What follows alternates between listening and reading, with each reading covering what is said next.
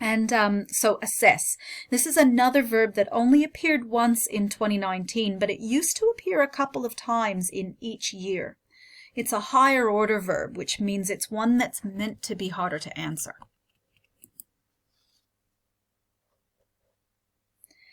Now, students in the old course were expected to almost memorize this answer, so please don't stress if you're at a loss to provide detailed points in favor of the use of sodium bicarb to clean up spills. This is not intended to be content revision for you. Instead, the purpose of this activity is just to study the structure of an answer to an assess question. Note in the sample answer that I've only colored the main point, but that a lot of detail is added to support each colored phrase. Detail is important in higher order verbs like assess. This detail is a big part of how the marking criteria is going to be used to sort candidates into performance bands. So if you're aiming for the upper performance bands like 5 and 6, you need to develop a familiarity with lots of detail. Also noticed that there are balanced equations with states included, even though the question didn't specifically call for them. You should always provide balanced equations with states. If they're irrelevant, they're going to be ignored.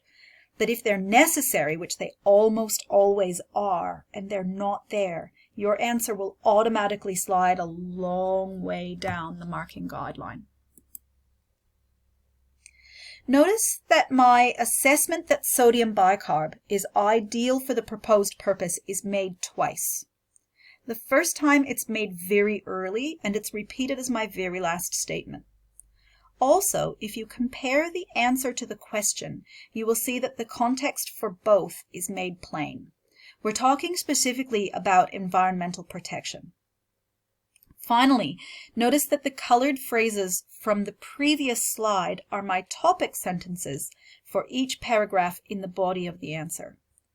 These topic sentences are supported with the details that are not included here in the scaffold, but that's only because that many words wouldn't fit inside the scaffold and still be legible. It doesn't mean that the details aren't important, but I've already made that point. Just remember that the scaffolds are intended to help you plan your answer. If you plan your answer with the scaffold in mind, then that job is done, and you can just go ahead and write. Now, the key to a good compare answer is the effective use of really good signal words. Candidates who perform poorly in compare questions have usually not used these signal words well, and without them the comparison comes off more like an outline or a describe.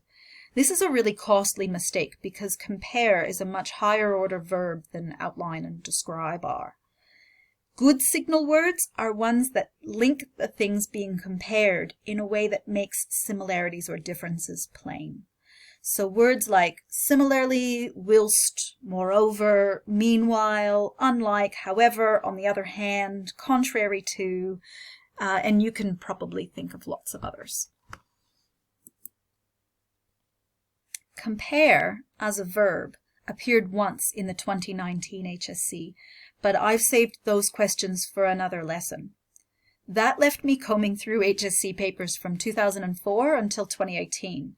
Looking for a comparison that you knew how to do and that would be relevant for your course. Even though compare was a really common verb in the old course, it almost always was used for a social, environmental, or technological context that you will not be responsible for. So I was hard-pressed to find you anything. I finally came to this question. Those of you who are really, really good might remember enough of Module 1 that you are not sweating when you read this question. But for the mere mortals in the room, it's okay, just take a deep breath. This is really a Module 7 question that we've just touched on in week 10 of term 1. So it's okay for this content to still feel really, really shaky. You will feel better about this with some more time and with some more help from your teacher. And remember that the takeaway from this lesson today is meant to be the engineering of an answer more than the content of it. So sit with this sample answer for a bit and think a little bit about the content and think a lot about the components of the answer. So how is the answer introduced? How are similarities and differences fleshed out in the body of the answer? And how is the answer concluded? There were really 3 verbs in this question: compare, predict, and explain. And so this is written to be a very, very challenging question with a small number of marks available to almost everyone, but full marks only being awarded to a very small number of students at the top of the cohort. So hopefully by studying questions like this, more and more of us will be able to achieve more and more marks on these marking guidelines. So let's have a look at the scaffold. Notice that the prediction makes up both the introduction and the conclusion. Also, the explanation that stronger intermolecular forces lead to higher boiling points is also addressed early in the introduction and treated very briefly. I don't want to get bogged down in explanation here because the bulk of the marks will come from the comparison. So I want to save most of my lines for that. The comparison itself shows that compounds 1 and 3 are most similar, while compound 2 is unique among this set. There's a lot of space devoted to a description of the 3 types of intermolecular bonding, and these types of bondings are then related back to the boiling points at every opportunity. Then there's also space given over to the differences between compounds 1 and 3, because compare means, of course, to show the similarities and the differences.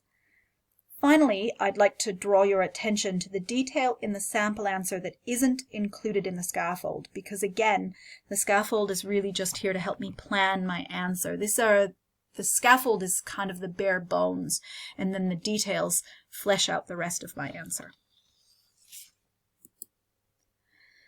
Finally, we come to analyze, which is a verb that didn't actually appear in the 2019 paper. I've included it here because it's a high-order verb that I think is really important, and I'd be willing to bet money that an analyze question is coming to an HSC exam very soon. In particular, I think you will soon be asked to analyze second-hand data in a graph or in a table. So, i.e., can you make clear the implications of the data that you're looking at so that a layperson might understand how important they are? Okay, so again, deep breath.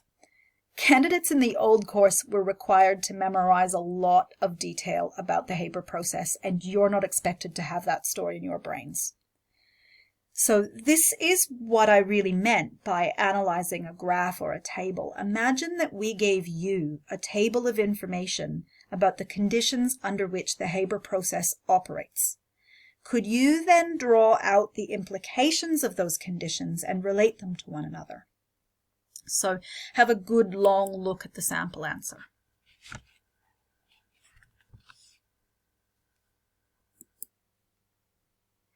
Note that I've defined our components or implications to be reaction rate on the one hand and product yield on the other. This means that the operating conditions for the Haber process are really about the relationship between rate and yield. Also, there is one small change that I would make to my sample answer if it was mine. In body paragraph number 3, that's the light blue one, I'd point out that by increasing the pressure of the reaction chamber, I'm essentially increasing the concentrations of my reactants and therefore speeding up the rate of the forward reaction to favor increased yield of ammonia. This link between collision theory and Le Chatelier's principle is much more important in your course than it was in the old one. Essentially, Le Chatelier's principle arises from collisions between reacting molecules. Le Chatelier is the effect rather than the cause. So thanks for watching. I hope that was useful. It's gone on quite long and I'm sorry for that.